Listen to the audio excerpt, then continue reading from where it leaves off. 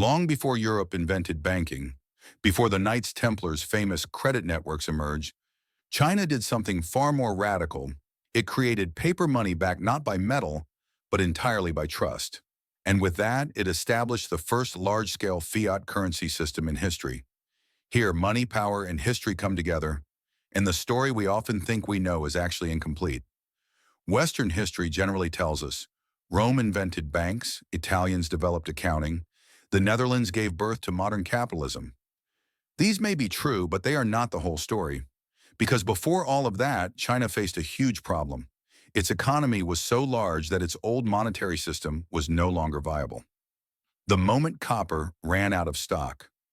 During the Tang and Song dynasties, China had the world's largest market, millions of cities, constantly moving trade routes, and a vast administrative network.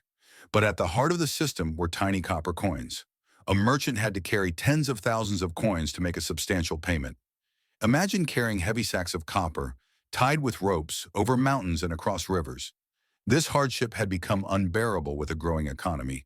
Copper shortages began, prices rose, and the system collapsed. And that's where the merchants stepped in.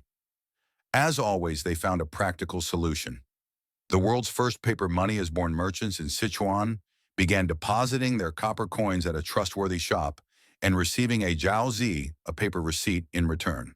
This paper was easy to carry, was secure, and could be exchanged for real money when needed.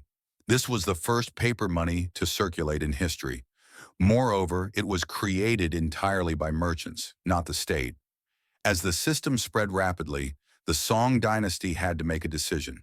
Should we ban it or should we control it? They chose to control. In 1023, they nationalized the jiaozi system. They banned private minting and officially introduced the world's first state-backed paper money. This was centuries before Europe. And the first paper money inflation crisis. Paper money accelerated the economy, made taxes easier, and strengthened the state. But it was also dangerous because it was so easy to print. The state couldn't keep up. It printed a little more, then a little more, then even more. The result? Reserves dwindled, trust was lost, prices skyrocketed, money became worthless. The first fiat currency inflation crisis in human history occurred. The Mongols are coming.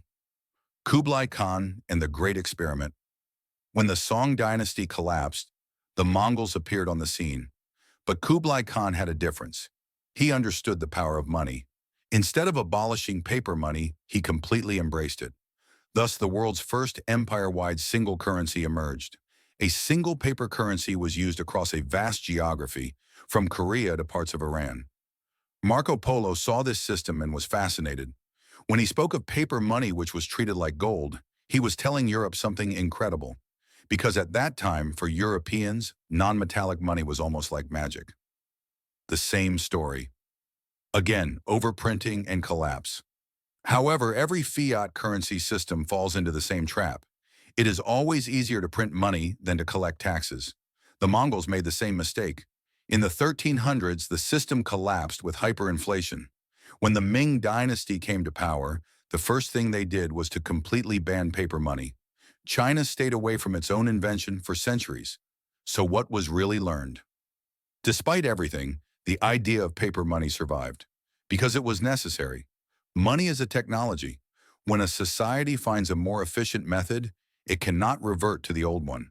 China's paper money was like its first internal combustion engine.